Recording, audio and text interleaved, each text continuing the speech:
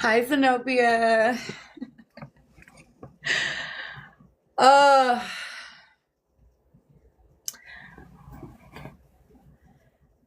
hello, welcome in. Mm-mm-mm.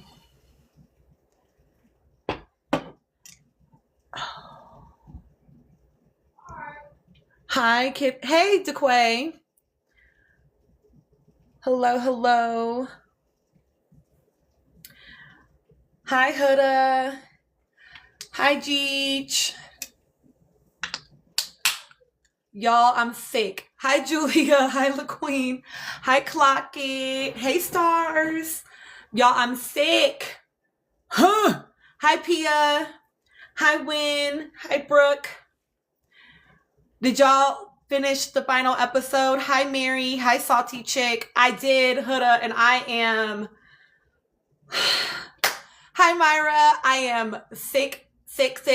I wasn't even. I was like, am I going to go live? Because I was so annoyed.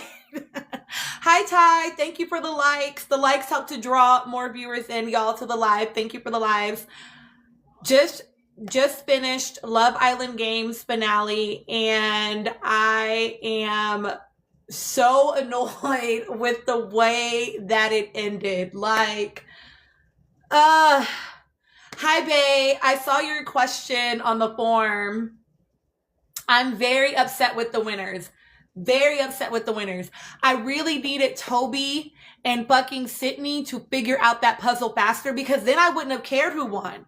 I would have been okay with either winner. Hi, Miriam. Hi, Olivia. If either one would have been fine for me. Hi, Kima. But instead, Sydney did exactly what Toby thought she was going to do, which was not worked hard. Hi, Kay. Because at one point, Toby is running back and forth. Why are you walking? It's not a walking time right now. It is not the time to walk. It is the time to run. At all points during this experience, we are running. Okay? I need you to run.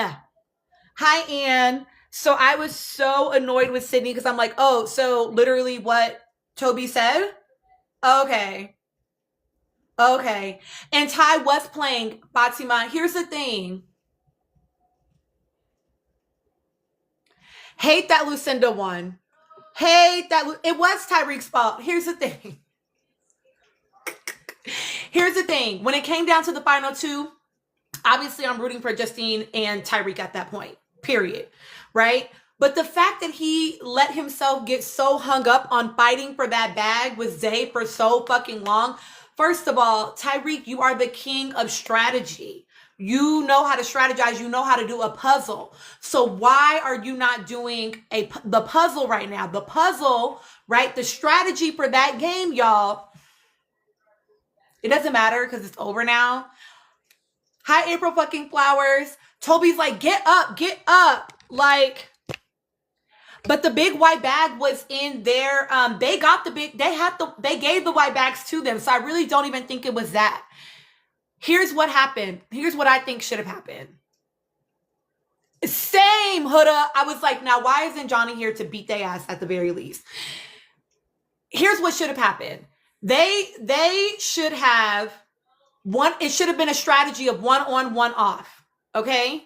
1 on, 1 off. Bringing all the bags to our side, there's one person that's playing defense on our bags. The other person is grabbing bags and moving the white bag as needed.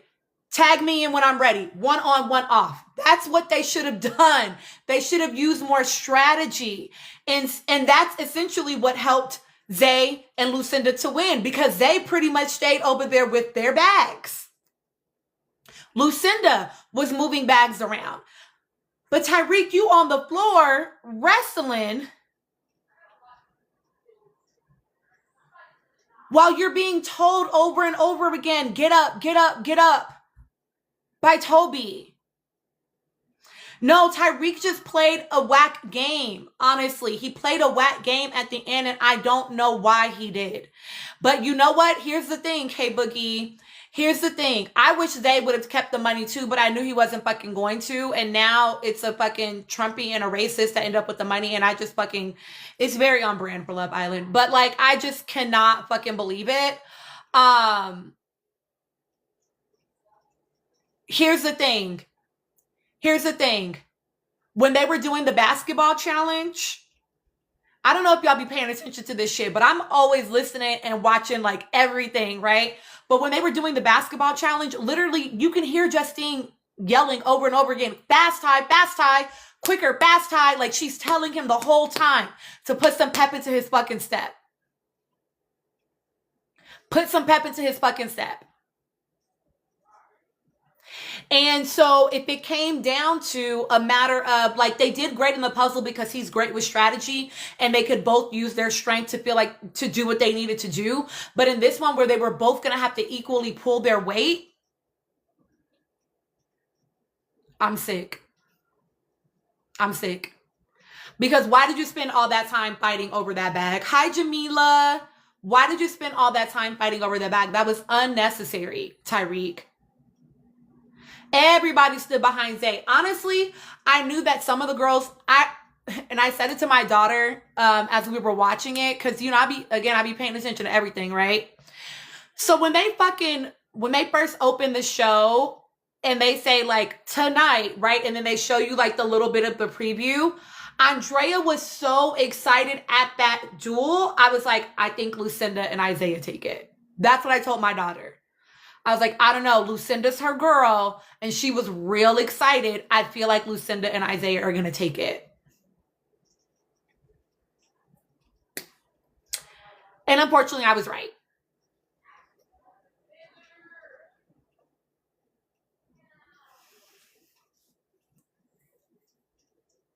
Oh, no. I knew that. Here's the thing. I knew that all of the... You noticed it too, Kay? Yeah, I be like, oh shit. So I feel like I was already gonna be disappointed. Hi, Onesie Dunsey. But I wanted to be hopeful that Toby and once it came down to like we're gonna do 3 to eliminate the 2, which is why I think that they did not do best out of 3. Because last season, they just had all 3 compete against each other multiple times or whatever. Like you have to compete against every person and then whoever won the most rounds of whatever. But they didn't do that. So I think because they did the elimination to just get down to the 2, which was different this year, that's why it was just one and done. Which I get, like, because that shit is probably exhausting. Like, who wants to play that for 3 rounds, you know? But they honestly, I'm not a fan. I'm not a fan of the way that I watch Lucinda. Thank you, Anika. Hi. I'm not a fan of the way that Lucinda was on the island, so I was not excited to see her win at all. And I know that technically, like, they won as a couple, but he won the money. I wasn't necessarily so mad at, like, Isaiah winning the money just based off of, like, how he is on the island. But why did he split it? Why did he split it?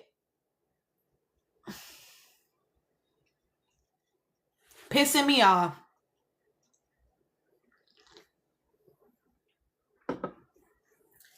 Demi, I hear you about like, yeah, giving like it a more opportunity. Oh yeah, none of these. Listen, y'all. For me, I was never really the only couple that I ever really had like a thought around was Lucinda and Mert, just because it was so obvious that Mert was way more into Lucinda than she was into him, and that she was trying to convince herself to be into him. But honestly, none of these couples are fucking real. You're there for 3 weeks, y'all. Oh, and I had thoughts about Garby and Kendall.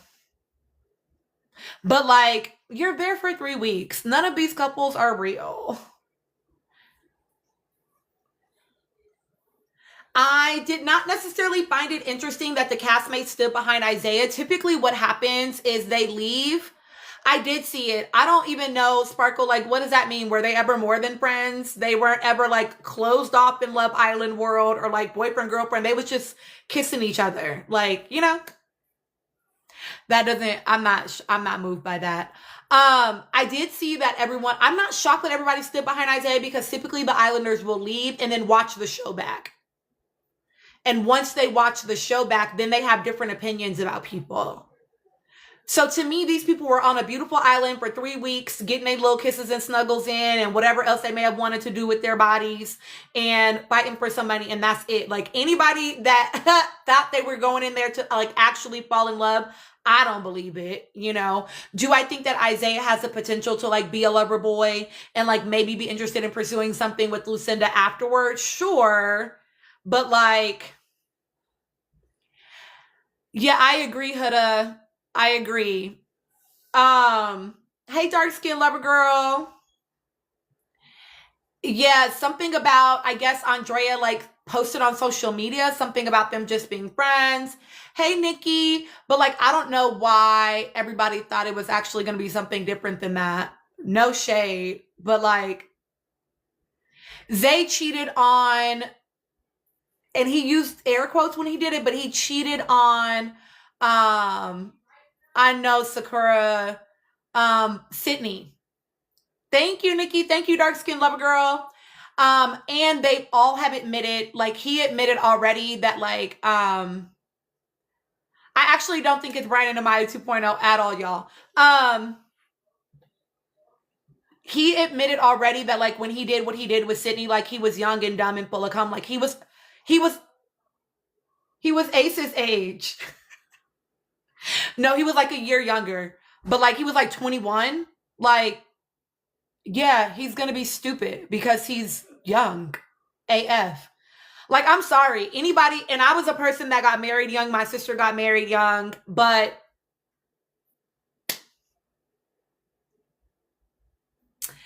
if you think that you're the same person when you're 21 that you are when you're 25, you're not. You know what I mean? And so it is what it is, you know? I'm not really like, I don't really give a fuck about what he did when he was 21. You know, we're what, 4 years later at this point? I don't care about that. To me, you're not that person for the rest of your life unless you choose to be that person for the rest of your life. You know what I mean? Like, you're so fucking young. Like, that is... What did Ty say at the end versus what Justine said? Justine just said, hi, Courtney. Justine said, basically Justine said that she was like sad to sorry y'all, sad to like lose or whatever. And Tyreek said like the same, like it wasn't anything deep. I don't know what you mean by that question. Like it was exactly what you would expect a loser to say. Like, I'm sad to lose, but like they deserve it. Something along those lines. You know what I mean? Like something like that. I think y'all, I've never really been trying to like read Zay's emotions. I guess like maybe I haven't really been paying attention to like them as couples at all. You know what I mean? Like, I just don't take it seriously. Y'all are there for 21 days. I'm not taking that seriously. I'm just not. You told yourself Zay and Lucinda are less famous, and so they need the money more to rationalize it for yourself. Exactly. Hi, Mish. Oh, about their relationship. What Tyreek said was that like he wasn't trying to put any pressure on it, but that they, yes, Anika, definitely, but that they definitely like clearly had like a spark. Sorry, I didn't understand. Here's the thing, Dami. I don't know if Andrea, and I know you're asking Sakura, but I don't know if Andrea even really needs to give a reason to decide for them to be friends. Like, they could just be deciding, oh, it doesn't like work in the real world. You know what I mean? Like, that's not that deep when you've literally only spent 3 weeks with someone. You know what I mean? And y'all have to remember how he was with her, you know? It's that whole like, he was just being so domineering. Like, he had so much ownership. He was calling her my girl within like 48 hours. Not even, I don't think. You know what I mean? Like, just too possessive and too aggressive. All of that too early on. That's not attractive. You know what I mean? And so I could see her being like, yeah, like he's my way to like do what I need to do in the villa. And I'm not trying to do something major. And yeah, she apparently had just came out of a relationship. So I could understand her being like, I'm not trying to be with somebody that's like that invested already so soon. You know what I mean? But yeah, Justine was like, I know, you know, I'm not new to the game. I know he's still a man, but I just really like this one. And my husband was like, Didn't she like all the other ones too, though? She liked all the other ones too. Like that, like it's not something extra special with Tyreek. Girl, cut it out. Cut it out. Like you feel the same way about him you felt about the others, boo. And that's cool. Adelaide, I'm literally so irritated. I'm so glad it's fucking over. I'm so glad it's over. And you know what's crazy? You know what's crazy? Y'all are gonna be like, oh my God, Christina, don't worry, I didn't do it. But I literally almost voted for Gabby and Johnny because I knew Isaiah and Lucinda were safe. And I felt like they had the highest probability of like knocking them the fuck out. And I really wanted them to lose. But I knew that America would not put enough votes behind Johnny and Gabby. So I didn't like want to throw away my vote. You know what I mean? But I was like, they're the ones that are like gonna come for their asses. You know what I mean? Like they're gonna eat them the fuck up, you know? But it is what it is. Yeah, I wish K Boogie, here's the thing. Toby and Sydney would have been automatically safe if they had not taken the balls out to prevent Andrea and them from being able to put the white ball in theirs, right? So they had preemptively taken out all their balls because Toby and Sydney had the most balls originally. It had like 20 something balls. But they took all those balls out in preparation for getting rid of the white ball. And then didn't even need to because them motherfuckers didn't count right. Thank you, baby. You want an egg with your sandwich? Yes, please. Sandwich, but That's okay. Yeah, I'll take it. Is that a new one? Yeah. So you just like making it without anything? I had to. I had to after that. So, listen, I'm only on live because. Okay, yeah. I only came on live because K Boogie came into my inbox. I was like, K Boogie, I've been sitting here in silence for like 2 minutes. After watching that shit, like I just needed a fucking reset. Like you want fries sandwich? No, on God, I would have loved to see Johnny and Gabby win over Lucinda. I would have taken it over Lucinda and Isaiah. Not gonna lie. Not gonna lie.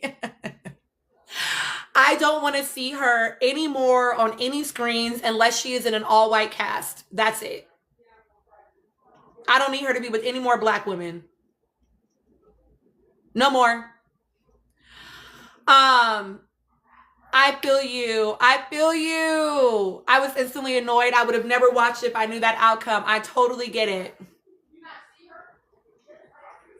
Beanie Baby, I was suspicious that it was going to be her once they did the tonight on Love Island game. And I saw how excited Andrea was. I was like, shit.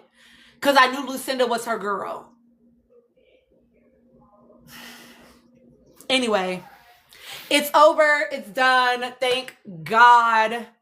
There's no reunions for this shit. We don't have to see their asses no fucking more. Can we talk about Love is Blind? Who's watching Love is Blind in here? Every time, K Boogie. Every time.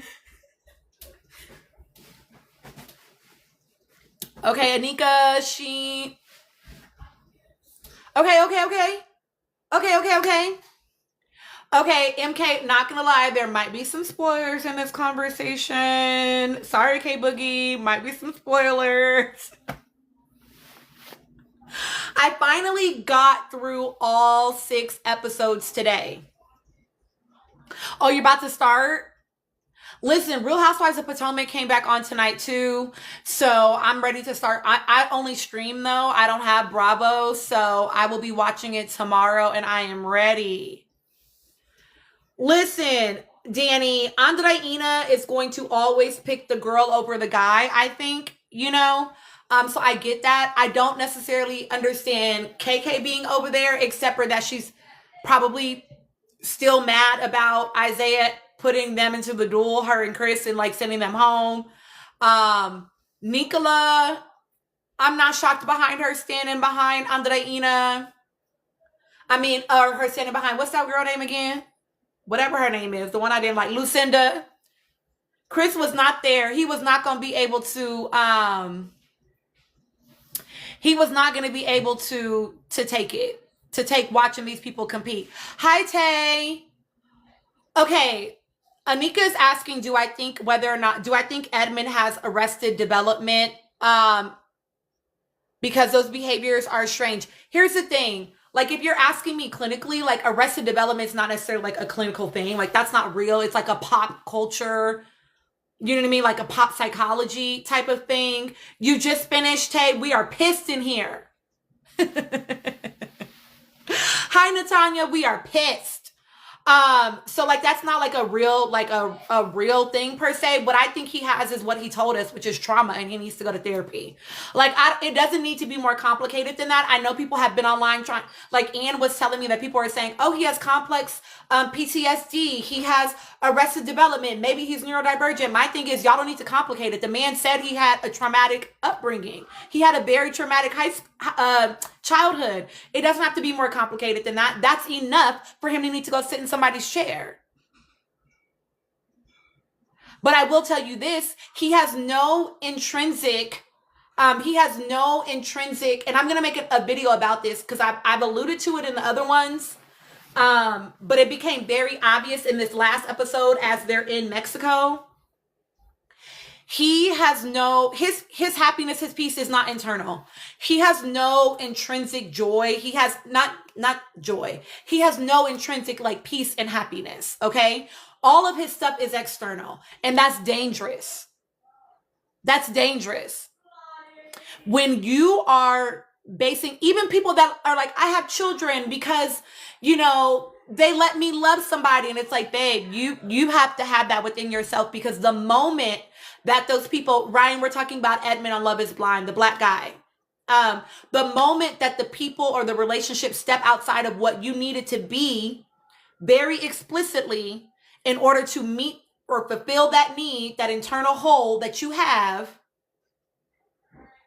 it's going to blow up, which is what you see on episode 6. You see it on episode 6 with him and Calabria. He can't just be happy with what he has in his relationship. Just my happiness is just based on how I feel in this relationship. It's measured against everything external from him. But you had sex with that guy. You had a one-night stand with that guy. All of those guys had sex. So now your happiness is again contingent upon some measurement of something external from you rather than it being intrinsic. Dangerous. Dangerous. Now you crying and snotting and trying to shift the goalposts in the conversation. I seen him doing that too. And so now you're trying to shift it to make yourself the victim in this circumstance when she told you, you already knew. You already knew that she wanted to wait 4 weeks because you told the guys that. And you said to the guys, I can't get married without having sex. But you're not saying that to her because why, guys? What did I tell you about him?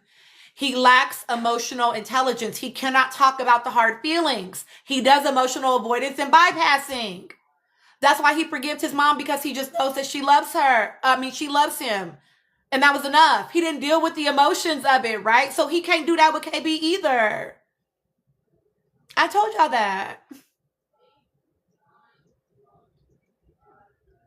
And KB is doing the unfortunate job, the unfortunate tendency of, a potential-based relationship. And the thing is, and I say this all the time, people die every day having never reached their potential. I don't think it's that she thinks she can heal him. I think that she doesn't realize how taxing it is quite yet. It takes a little bit of time to reveal itself. KB ain't nothing but Michelle grown. Who said that? Y'all heard that? Who said that?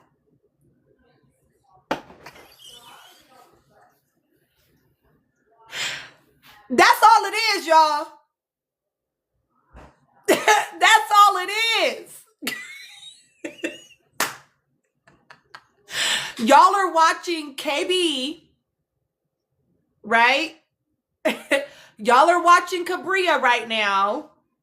And y'all are like, what the hell is wrong with her? That ain't no different than what that other one is doing with that other one. They're just younger in doing it. But this dynamic is the same as that dynamic in a lot of ways. Yes, Ella. Hello, hello. They not gonna come. They not gonna come. Right? But that inability to manage your emotions on your own. And so now it becomes your partner's job to walk you through it. Even when he was having this moment. Even when he was having this moment and she's like, talk to me. Tell me. Blah, blah. She's still having to coax it out of him. And that is a very common, even if she wasn't a social worker, y'all. Yes, Mia, they're cray-cray, but it's good. Even if she wasn't a social worker, there are some people, so I'll say it like this. I'm gonna say a couple of things.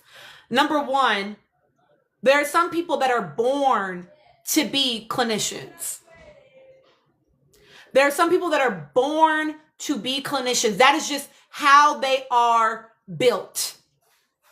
Literally, y'all, not an exaggeration. I was voted most sensitive to other people's needs when I was in the 5th grade. And I'm a clinician today. Some people are literally just born to be clinicians. Some people train to be clinicians, right?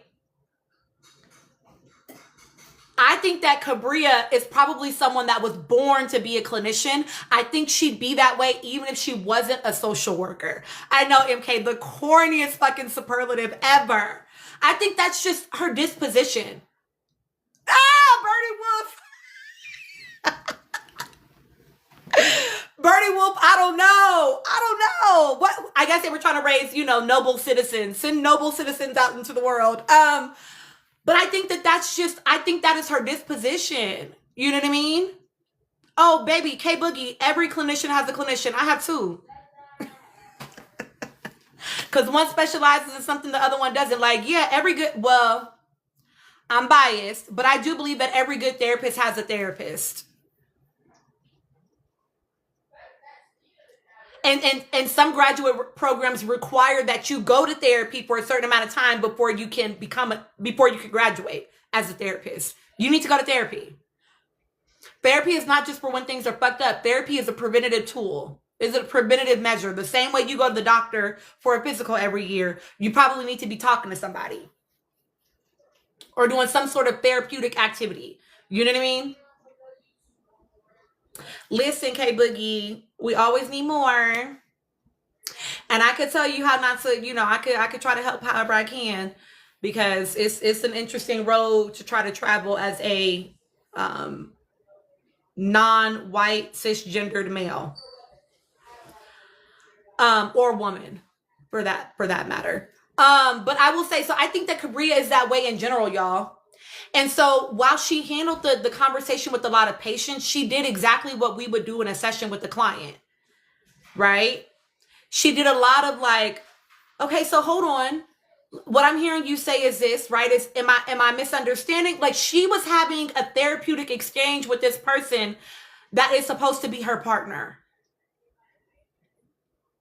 And it was a little bit different because she was snapping back in some moments, right? And she's like, okay, well, we can tap out on the conversation, blah, blah, blah. But that call in that she was doing, that space that she was making and holding, and then coaching him through expressing, well, I don't want to say it because, I just don't want to, like, that is so unhealthy. I think she likes him. I think she sees a little bit of a project.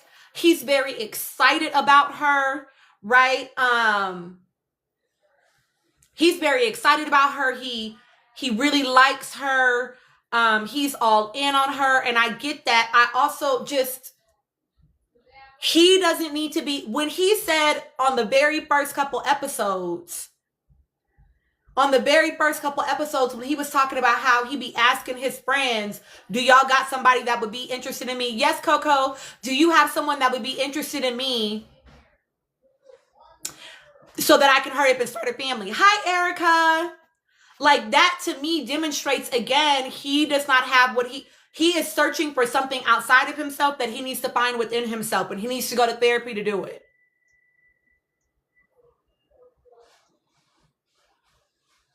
Period. You know what, LH Blackbird? I don't know if he's launched in a career. I know that he has his master's degree.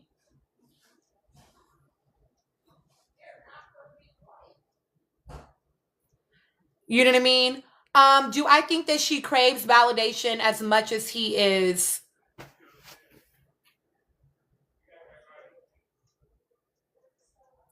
Here's what I think is happening for Cabria. Based on what we've seen, right? We've only seen 6 episodes. What I think is happening for Cabria is, whatever we think about this man, he is very sweet. He's very sweet. He laps on the praises. He really just speaks very highly of her. He's, oh, I just love you. You're so this, you're so that. Lots of praise, lots of adoration, right? He heaps that onto her. Very, very, very sweet. And I think that that's disarming, right? That's disarming for her. No, yeah, I know, K-Boogie. That's disarming. And so I think that what's happening for her is like a guard. Listen to her, what she said, right? Well, you haven't watched it yet, K-Boogie, for everybody else. She said, like, I want to be able to let my guard down. She wants to, oh no, I'm about to say something we've heard before. She wants to be able to be soft and when she needs to be soft and when she can be soft, right? And so when she gets all of that, it's like, oh, I can kind of like melt into that. You know what I mean? And maybe she hasn't had that a ton. Again, we've only seen 6 episodes, right? We've only seen 6 episodes and only one of those is them outside of the pods together, right? So I think that she's disarmed and wants to be hopeful about what it can be. And I think that she probably thinks that it's like not too much, that he's not too much. And I can understand her wanting to play into that, right? A little bit of a savior complex, as someone mentioned, which can be very easy to fall into as a clinician, right? This is why I had to tell y'all when I was doing my like Love Island reviews and I would be talking about stuff and I'm like, listen, y'all, ultimately, I actually don't give a shit what these Islanders do, but that's because as a clinician, I know that I'm not a savior. But some clinicians don't move like that, right? Some clinicians feel like they're going to go in and make everything better for their clients. And the reality is you have to relinquish control because no matter what you do in the therapeutic space, your client still has autonomy to do whatever they want to do, you know? And so I think that maybe she doesn't do that. And so she's wanting to tell him or demonstrate to him he's not too much because he's probably heard that a lot, right? Remember, he was in and out of foster care. He had a very troubled, home life, et cetera, et cetera. And so she may not want to be another person that throws him away or says, oh, you're too much to deal with. So I think she's trying to dance a very, delicate dance with him around his emotions. But I think she's setting herself up for something that she ultimately won't be able to sustain because that man is not going to know what to do when a baby comes into the picture and he can't be the center of everything again, right? When I can't regulate your emotions because I'm fucking tired because I'm getting up breastfeeding at night, nigga, figure it the fuck out.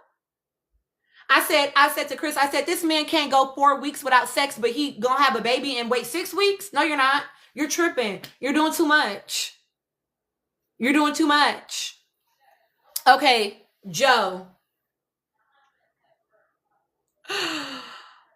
If this is going to be an unpopular opinion, I think.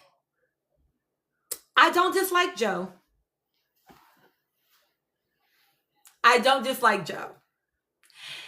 Here's the thing. I don't know who watched I think it was season 6 that had Chelsea and AD on the season.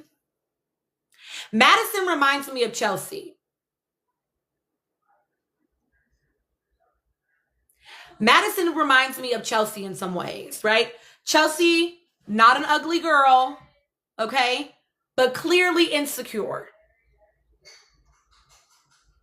I'm about to tell you, clearly insecure.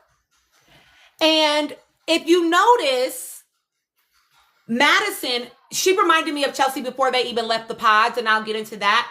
But if you notice, she goes in a lot for, well, do you think, despite the fact that the man already said, you're not my typical type, but the emotion is there. You are gorgeous. You are beautiful. It's only going to continue to grow. She needs him to say something different than that, which would really be dishonest on his part. So I appreciate that he's not saying something different than that. I appreciate that he's telling her the truth, even if it feels uncomfortable. But now you got this man dancing around the question because how many times are you going to fucking ask? But see, I don't think that that's true, Christina. Here's what I think. Scent 1, Lucinda and Isaiah 1. Here's the thing, Christina. I don't think he's lying. I think he's absolutely disappointed with how she looks. That was obvious the first time he saw her. Yes, Ryan, I remember. He was disappointed with how, that was obvious the first time that he saw her. He was like, whoa, whoa, whoa. Exactly, babe. That's what I think, right? He likes her and is just surprised because she's not his usual type. So I can literally see him trying to wrap his mind around, just because she's not your type doesn't mean you don't like her. You already like her. And she's not ugly. She's just not your typical type. Like, you can see him doing it you can see him doing it. And I think that Mia, he's trying to prove that for himself, love actually is blind. Like, I really like this girl. I love who I met in the pod, even if she's not my typical type. I think he's trying to do that. I think she's making it hard. Because her insecurity is showing up because she's clocking that she's not his original type. Right? And so she keeps going in, asking for things. She pissed me off with the whole pool party thing, y'all. I'm sorry. The man was clearly... Have you never been around drunk people? You know what? I didn't watch the first season, Mia, so I don't know. Have you never been around drunk people? Why are you crying because the man is incoherent and he's drunk? He's drunk, babe. Of course he's incoherent. Why are you crying about this right now? Don't piss me off. And then it ended up pissing him off because she's like doing too much about it. You know how many times Chris or I have been like so lit, and then it's like, what the fuck are you talking about? And you just laugh at each other and get in the fucking bed. Like, you are tripping right now. And then you have a funny story in the morning about how you were repeating questions because you were so wasted. Ha ha ha. It was so hilarious. Like, what are you doing, girl? She kept trying to have... You're being incoherent. So why are you trying to have a coherent conversation with him right now?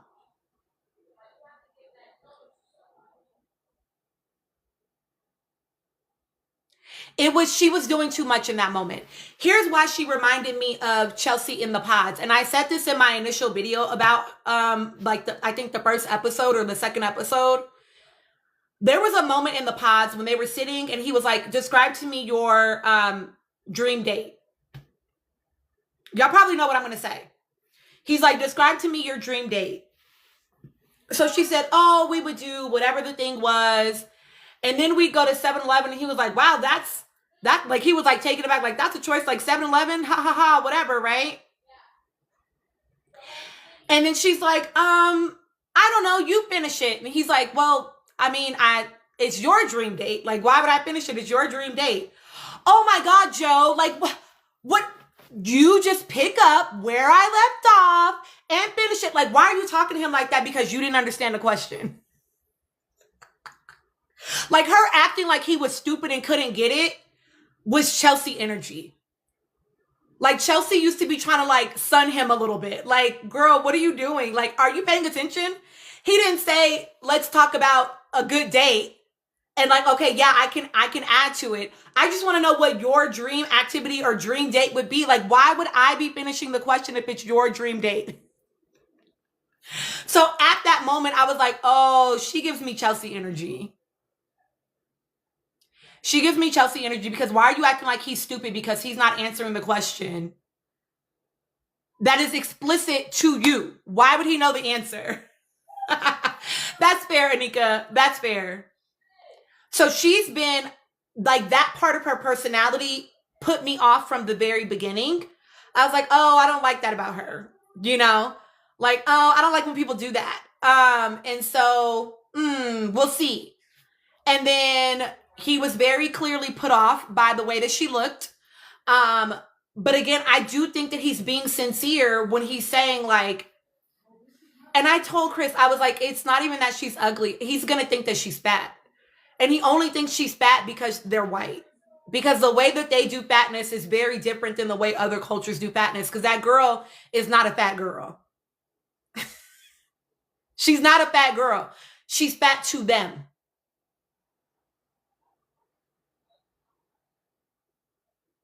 And so he says, I typically date thinner people. Sent one, these are Love is Blind people. I typically date thinner girls. And I was like, yeah, I knew that like immediately. You know, he was shocked by her body shape and size. And so, yeah, that was like obvious to me. But I do think he's being sincere about he definitely feels an emotional connection with her. He's trying to let love be blind. I think she's sabotaging in a way that maybe she doesn't even realize she is. Hi, Lena. Oh, no, sent one. I don't know if it's anywhere else. Yes, I think she's sabotaging in a way that she doesn't realize because those insecurities are showing up, same as Chelsea did.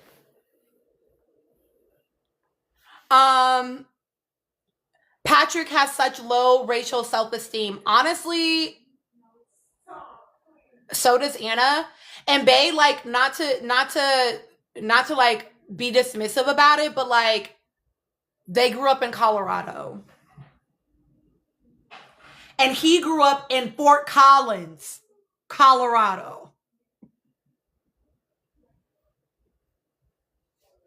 And if you don't know, Fort Collins is a very small little college mountain town.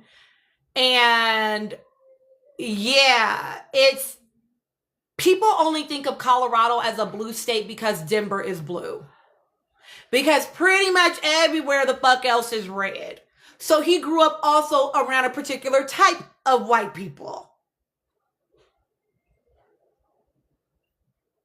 So yeah, he probably does have low racial self-esteem. And this is what I be telling y'all about people when they think that they're not attractive. I'm like, a lot of that should be geographic. It depends on where you grew up. You know what I mean? Even how can I say this? Even the people that consider themselves to be liberal in Fort Collins have pretty conservative ideals still. And so you can imagine that would also float over to attractions and standards around beauty. And so Patrick definitely grew up probably being the cute for, like he said, cute for an Asian guy, right? Or completely unattractive.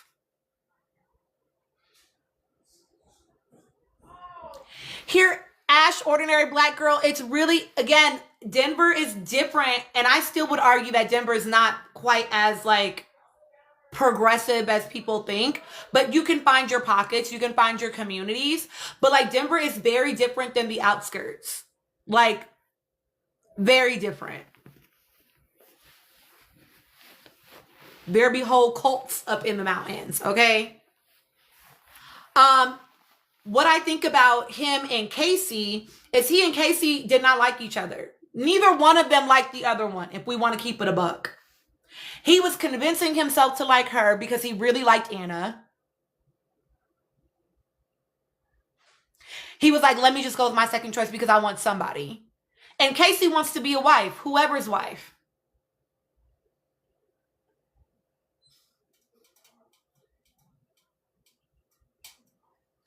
Casey just wanted to be picked by someone. But I said in my video that I made, actually, I was like, listen, the way that Casey, she said she was scrolling TikTok and saw a man and then went to go add him on Instagram just based on how she looked. She was never gonna be satisfied with Patrick. He's too normal attractive. Just, he's like a regular human attractive, not TikTok, Instagram baddie attractive. She was never going to go for him. And what's crazy is she continued to lie in that man's face. Because she was lying, Christina. That's what was pissing me off. Because he directly asked, are you trying to break up? No, I just love you so much and I just have to go home. No, I just have to go home. Okay, well then don't worry about it. Like, we'll see each other. Yeah, I mean, no, I can't. Like, she wouldn't just say, yes, I want to break up. Yes, I want to break up. That's it. Just be honest, girl. They're trying to make it like I'm not attracted to you. Whole time 45 minutes ago, she said, I'm not attracted to you. To him. The attraction's not going to grow. And she kept kissing him. Babe, it was giving Brian. Don't keep talking. Netflix came with the receipts. Girl, don't try to say that we spinning the narrative, baby. That's what you said. That's what you said out your mouth. You know, don't do that. Don't do that. So, K Boogie, the way the show works is they spend 10 days in the pod. They're in hotels, and they have like pods that they go to for 10 days to talk to someone. And then they decide whether or not they're going to get engaged. If they get engaged, then they do the next step, which is going on vacation with all of the couples for a certain amount of time. And then they will spend time like living together after they leave. And then decide if they want to get married at the end of all that. The attempt at, listen, she leaned into that fucking, first of all, Netflix, why do you have me watching Korn right now? Why am I listening to them have phone sex right now? Like, I don't want to be in this moment with them. No, thank you, actually. The fuck? Why am I here? But she leaned into that. She leaned into that because she knew she needed to lean into something. She needed to be picked. She wanted to be picked. And the thing about Patrick, I think he should have left when Anna left. I think that he and Anna had the most potential. I don't know that I think he and Anna would have lasted forever. But I would say about him and Anna, they had such... I know I talk to y'all a lot about how sometimes you can be in a relationship and it'll make space for you to heal things that you didn't even realize you needed to heal, because certain things don't show up until you're safe enough for them to show up. Your nervous system just doesn't even let them show up. It's just surviving. And then it's like, oh, wait, I'm safe. This thing can now come up.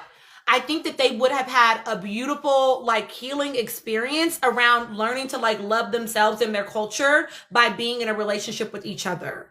I think that that would have given them a real gift.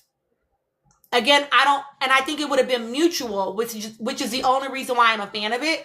But I don't know if I think that they would have lasted forever, but I think it would have been really beautiful for them to have that opportunity.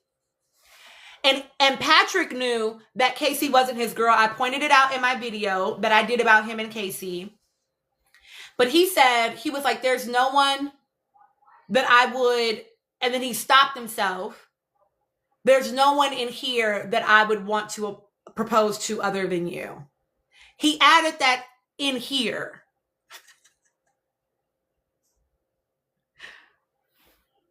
Because he knew, subconsciously or consciously, that wasn't the truth for real. If Anna had been there, it'd be a different story. But she was gone.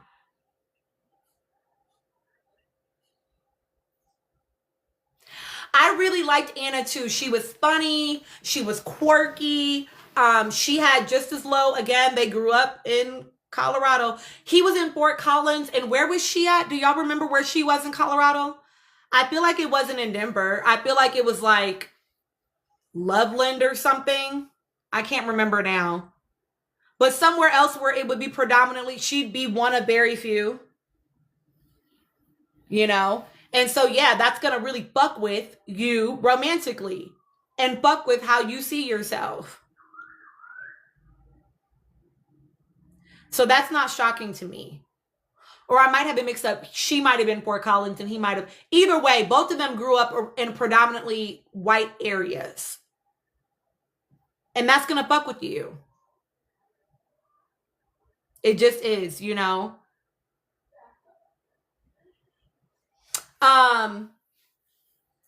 Joe and Madison, I think, are going to blow up. Hell no, I ain't heard no fucking Taylor Swift album. I am not a Swiftie. I'm not even Swiftie adjacent. Okay? I don't listen to that girl. Anybody that is a billionaire and riding around on a private jet is not somebody I fucking relate to musically. I'm not listening to your shit. I believe it. I believe it. I've heard that she takes a lot of shots at people. I've seen the reviews, but I have not heard the work. And listen, if Nicki Minaj is quoting your shit, I'm definitely not gonna vibe. Hi, Lisa. Like, yeah, no.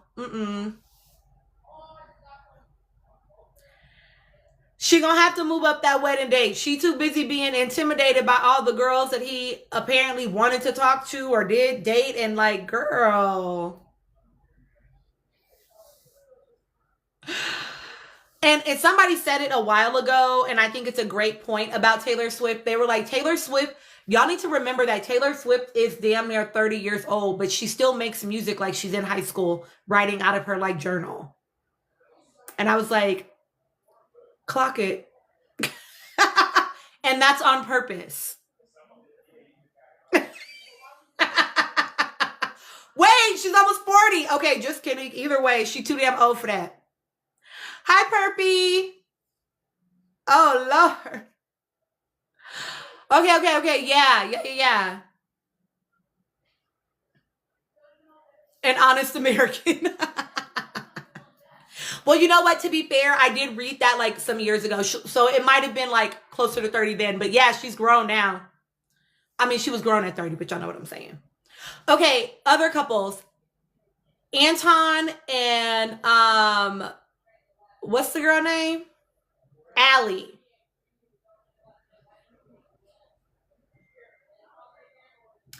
Something about him gives sleazeball, and I'm not really sure what it is.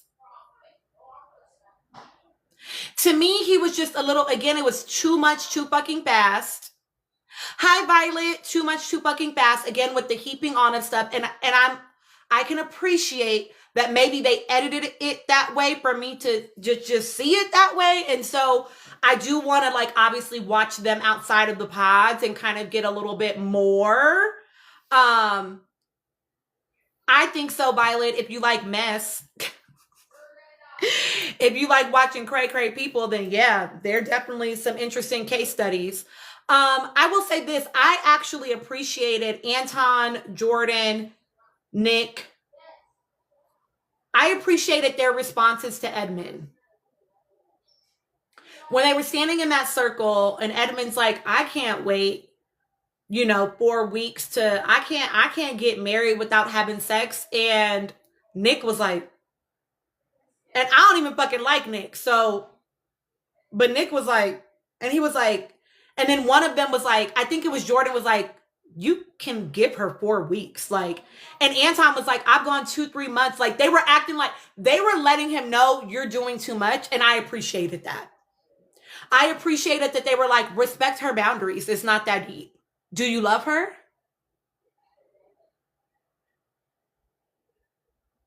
So I appreciated that they kept it a buck with him about that.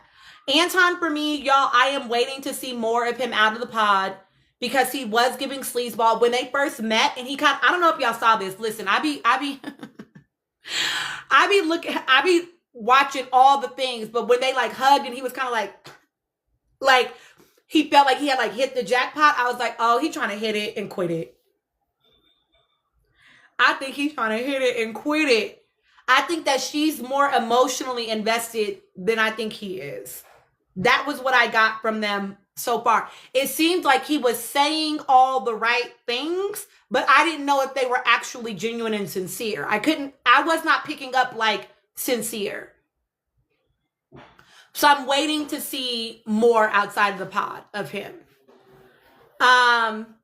Jordan and Sparkle Megan.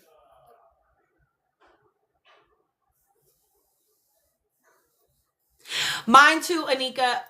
Well, maybe not after they met because I thought it was like when they were in the pod and he kept going, oh yeah, me too. And then he'd like tell a story that was like exactly the same thing about whatever she was saying. I was like, that's weird. And then when they met each other and she was like, I looked for the signs and I was like, oh, I wonder if she shared that with him. That like signs really matter to her and if he's trying to make signs for her. I don't know. It was a little, so I was already like, my antennas were like up and I was like, I'm gonna wait and see. And then when they met each other and he had that reaction to how she looked, I was like, yeah, I don't know if it's genuine. Yes, Sparkle Megan K Boogie, that is literally how she introduced herself to everyone on her first dates with them. Girl, don't piss me off. Hi, Mindful as Fuck. Sparkle Megan. Hi, Skylar. Ty, thank you for the likes. To me, Sparkle Megan and Jordan.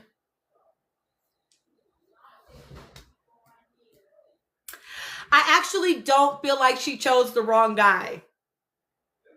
This is a hot take, but I'm going to tell you what my brain is doing about her right now. Sparkle Megan clearly is like heavily into conservatism, right? She's very much a conservative, right? And Megan very much has an idea in her mind of what she wants in a relationship. But Megan is not living a life that aligns with what she thinks she wants in a relationship. You are not starting a business and thinking that you're about to be a trad wife. Those two things don't go together. One of these things does not match the other. You know what I mean? You thinking that you're going to be at home, barefoot, pregnant, having some man's babies while he provides, but you are literally starting a business from the ground up. That's too ambitious. You're not going to actually fold into this identity that you think you want to be into or that you think you want to be in. So I think that literally for her, Jordan is great for her because he makes her feel giddy. He makes her feel happy and excited in a lot of ways. Here's where their problem is going to be. Their worldviews are going to matter. And that's where the money becomes the problem, right? Because he has a worldview that maybe is a little bit less attached to those things. Here's the thing though, Anika. Even when she had a billionaire boyfriend, she wasn't being laid up taken care of. So Megan has this idea that she wants to be taken care of by a man, but she has yet to live her life in a way that actually demonstrates she does. So, but because she is attached to this idea that is incongruent with how she's living her life, that idea is going to get in the way of the relationship actually being able to work.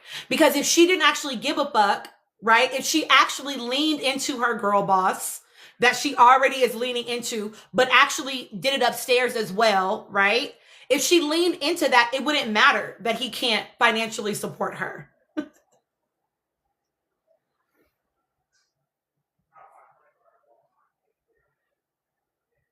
But she's very attached to this idea in her mind of what it looks like to be a wife. And she's one of those ones that is a pick-me, that I want to be a wife more than I'm thinking about maybe what that actually means for me in practice, right? And Mike, for me, was not the guy because you in here too much talking to me about other people. You in here too much talking to me about other people. Stop asking me about other motherfuckers. Even when he talked to two of the guys in their little lounge about other women. Why are you yapping to them about other women?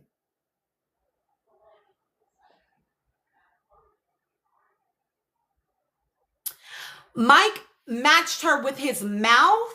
I don't know. And I know that people are saying Mike is an alleged scammer.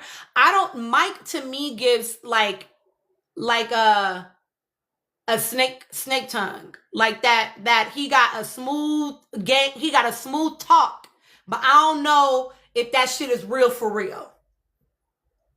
When that motherfucker said he's in a club of men that have 6 pillars and we're wealthy men, I was like, oh, this nigga ain't shit. He ain't shit.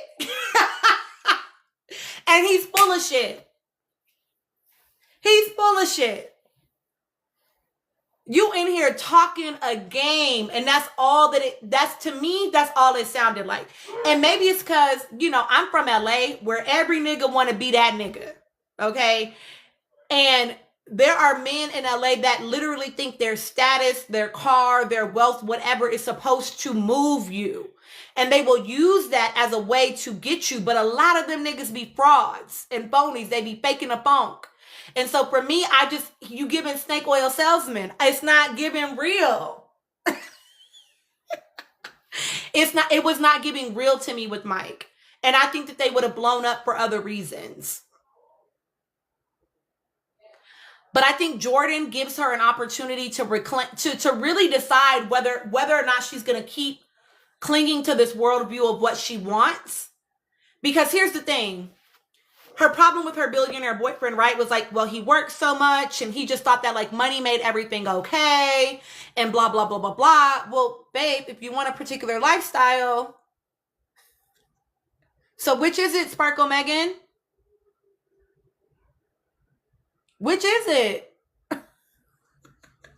You either want the lifestyle that comes with certain things having to be given up, and you're going to be happy to be at home washing his dishes and taking care of his babies, or you want something different than that. But the reality is you're probably not going to get both. I think she has a misunderstanding of what she needs versus what she's saying she wants. Mr. Paper Plays Isaiah Part 2 with Sparkle Megan. Here's the thing that's pissing me off about Jordan. He keeps calling himself a single dad, but it sounds like the mother has primary custody. And they co-parent. So you are a co-parenting dad. You're not a single dad. And maybe that just goes down to like, he means he's single romantically and also a dad. But I think that single parent means something very specific to most people. He's not really a single parent by definition of the way that he described his situation. It sounds like his child lives primarily with the mother.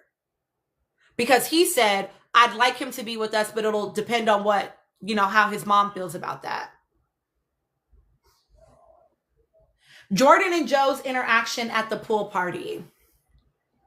They were just drunk.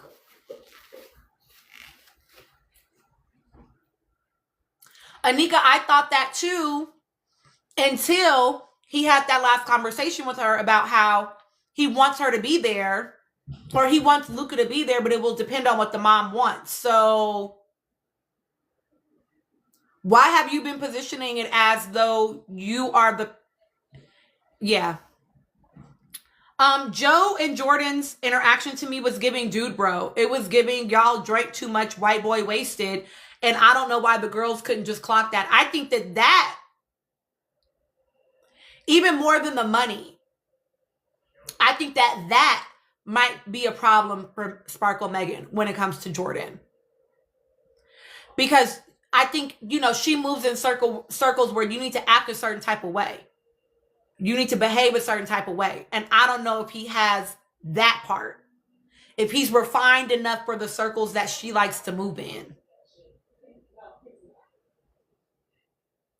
That is what I think would be their, downfall. Honestly. I mean, it could be lots of things. But I could see that contributing to it. I think that they'll have fun while they have fun. Breezy. I think unless she changes her worldview around what it's supposed to mean to be a man and a wife that are married, then we might see a falling apart of that relationship. What's up, baby? Can you get Daddy to make me a sandwich? Why you can't just ask him? Okay, because he's gonna say no. Why would you think that? You haven't even asked yet. Well, I'm telling you. You're live again. Mm-hmm. Wait for a little bit longer. Dude. Oh, I'm sorry.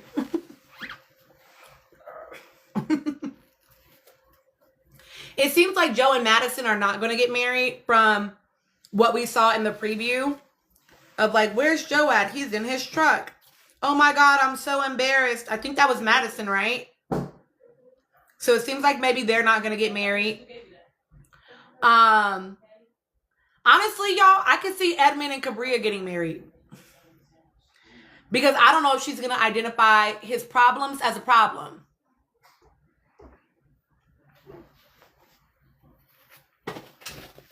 Until maybe it's too late.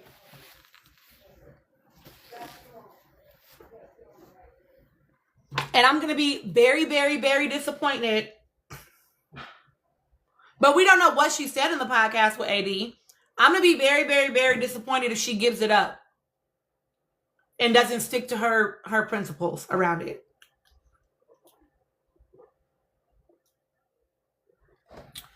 Y'all got to remember, here's the thing. Maybe they don't get married, but here's the thing about her doing a podcast with AD. AD took her little goofy ass to the altar too. And let that man stand her up. The fuck? How you give that nigga the power when he wasn't shit and you knew that? Girl, don't piss me off. Breezy, apparently Cabria or Cabria did a podcast with AD. Okay, yes, please send it to me, Anika. I mean, I hope not, but I wouldn't be shocked if, you know. Okay, well then don't watch K Boogie. I mean, it's feel good because you ain't got to get attached to the people. You know what I'm saying?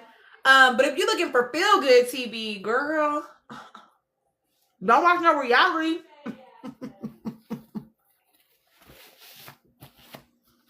Hi, Kima. Am I watching any feel good TV right now?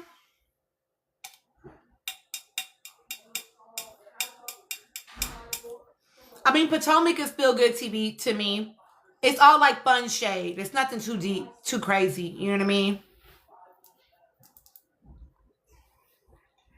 I mean, the Great British Baking Show is back on, and I love that shit. We watched it tonight. That's definitely feel good TV for me. Oh, Abbott Elementary. I don't watch Salt Lake City, y'all. I don't. I'm sorry. I know y'all have asked me before. I do not watch reality TV shows outside of Love Island.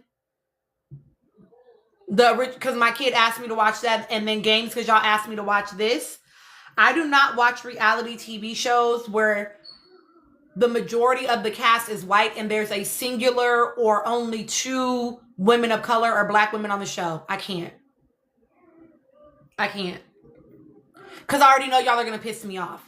And I want to have fun when I watch TV. Animal Kingdom is so good. They're crazy as fuck, though. So I like to watch all white cast where I'm not going to have to deal with y'all being microaggressive and saying stupid ass shit that's going to make me mad. You know? Okay. So like I watch Mormon Wives, you know. I watch them little cray girlies. And it's not even them that be pissing me off. It be the black girl that be pissing me off. Hi CJ, I haven't seen you in forever. But yeah, y'all, so listen, I think why not Christine? Who do you think is making it to the altar in Love is Blind? Well, I think it's making it to the altar. Yeah. Shit. I think that Nick and Annie might make make it to the altar. That's it.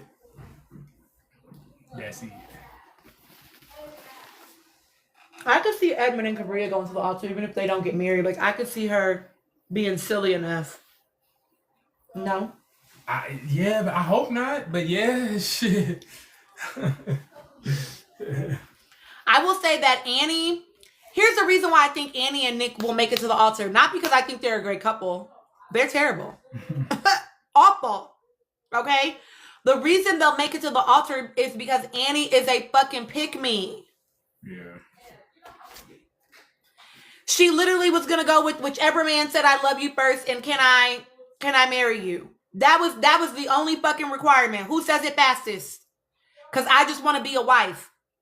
Edmund sat in that pod trying to have deep conversations with her, and she would never go deep. Then her dumb ass, she pisses me off.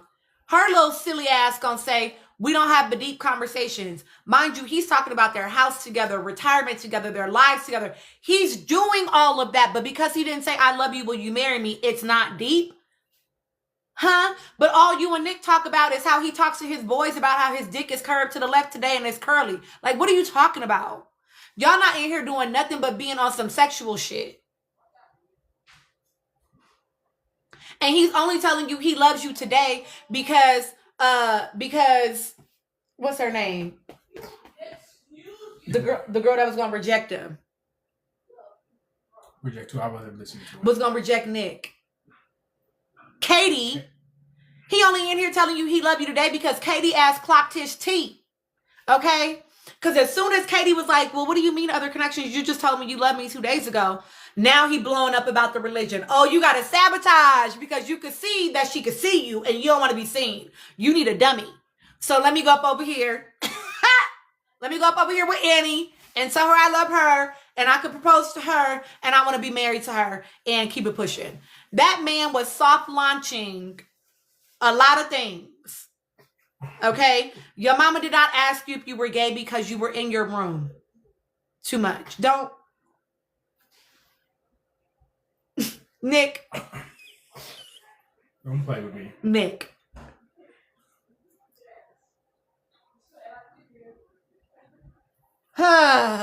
Like, do not play in our face like this, Nick.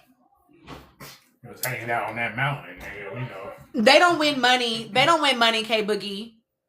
I think that they think that they'll get, you know, exposure.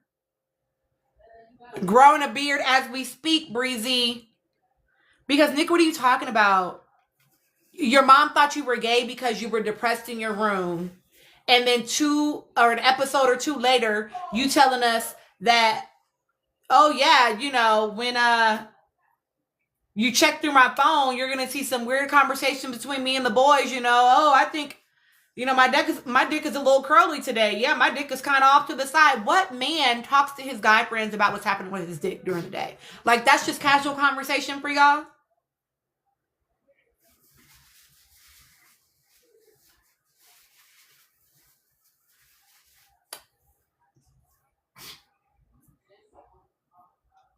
And then he already put me off. I was already off of Nick when he was telling Kate about him macking to other girls on the chairlift. Why are you talking to her about macking to other girls when you in here with her? Mac to her.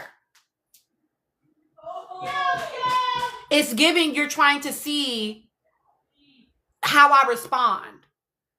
You're trying to temperature check. It's giving manipulative. I'm not fucking with him at all. And as soon as he seen Kate was like, it felt a little love bombing.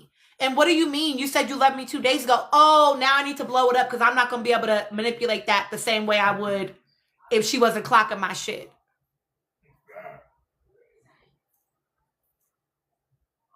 And now he's with perpetually confused, scrunch-faced fucking Annie.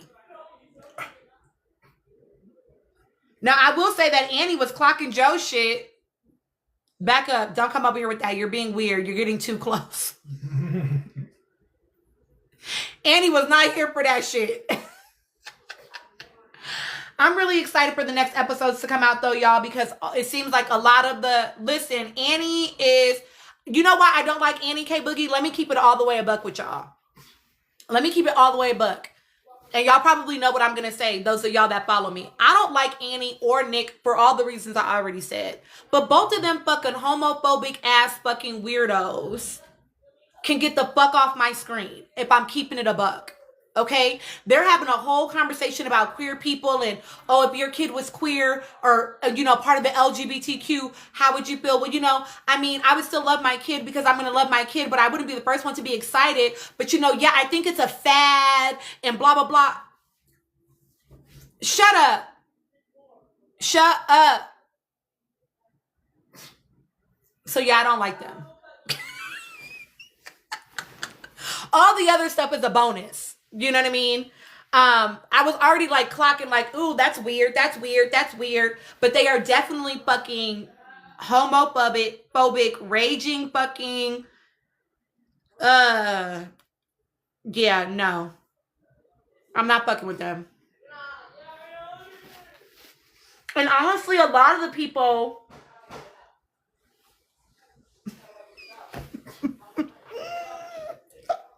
Christine on God. On God. They were so funny to me when they were talking about their night before together. And they're like, sometimes it's good to just like be quiet, as they're like talking about like having sex, sometimes it's just like, shh, just like be quiet, just like let me enjoy you.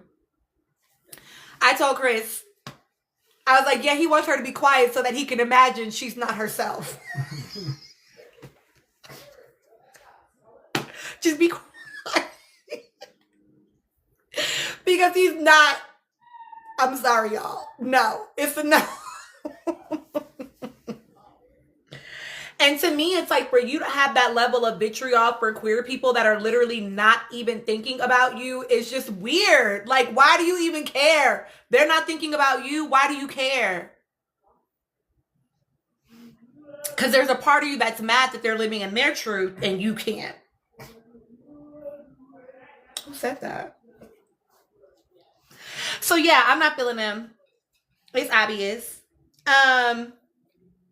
I don't think anything really about, I thought the conversations between, honestly, I'm not going to lie, all of the men were giving toward the end, Jordan, Joe,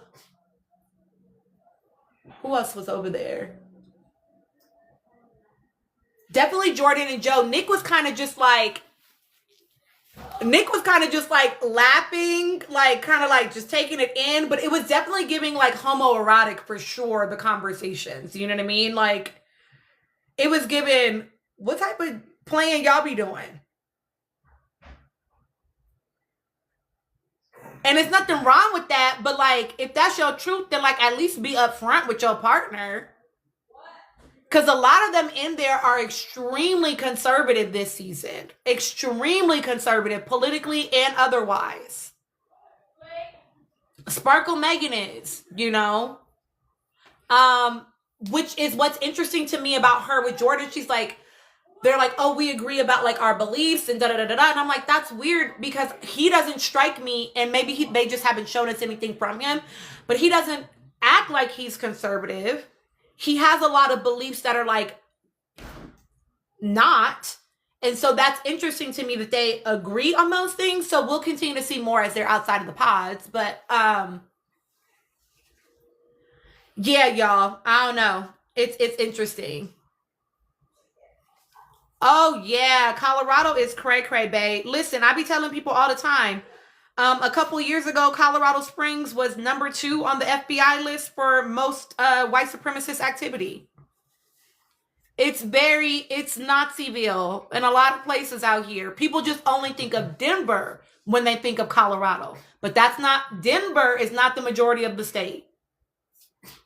Denver's still a KKK state, though. Denver is actually purple. We have a whole, not town, but like area of town that's named after a KKK grandmaster. Mm-hmm. Or whatever their little high titles are. When KKK was at its highest peak, Colorado had the second largest following. The KKK, okay. Back in the 90s, the KKK used to still roam around Colorado on their horses. So when we used to do Juneteenth festivals and shit, they used to come down there on horses and shit back in the early 90s. They, at one point, came down to the Capitol and tried to, like, do some shit to where even, like, the fucking police, like, helped them to retreat into the Capitol and was protecting them. So yeah, y'all, just because it be going blue on the election, Colorado is very fucking purple. Denver just be carrying. So, oh, you remember that on MLK Day, Auntie Barbie? Yes. Listen, I know, babe. I know. And people like to paint a narrative, Thank you, Anika. I need to watch that. That's going to be interesting. I want to know if all my theories are correct about that man.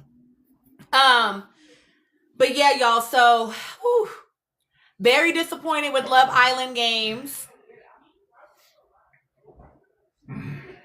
So disappointed. Love is Blind is definitely getting good. Now that they're out of the pods, I'm ready. And I'm so ready for this conversation between Anna and Patrick. I need to hear that conversation, and I need to hear Edmund's conversation with I know what I need is for Kate and fucking Annie to talk. I need Annie to know that 2 days before he was telling her that he loved her. Yeah.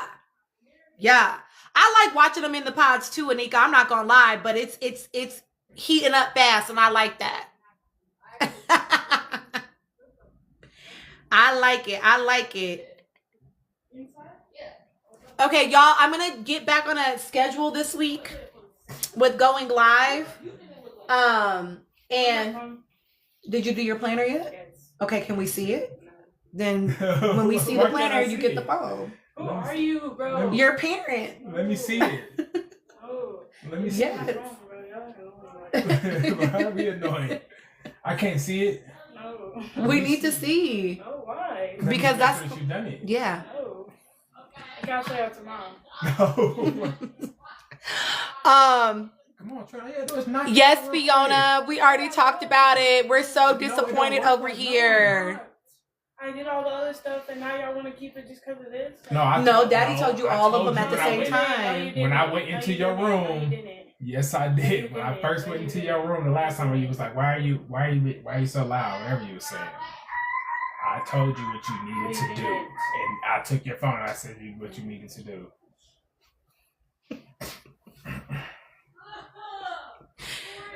Clear expectations, boundaries. Yes, Fiona, very upset. Cannot believe it shook out like that. And it is what it is. I have not seen, is there a queer Love is Blind? I've only seen a queer Ultimatum. I think one of you all asked me if I watched the queer versions of these shows. I've watched the queer Ultimatum. I thought they did a really bad job at it. So I tried to watch the second season, but I didn't really get into it, if I'm honest. Tay, and you know what? I actually said that I wish that Johnny had been in the final because I feel like he would have beat them. And that would have been the icing. I would have tolerated Johnny for a defeat of fucking Isaiah and Lucinda.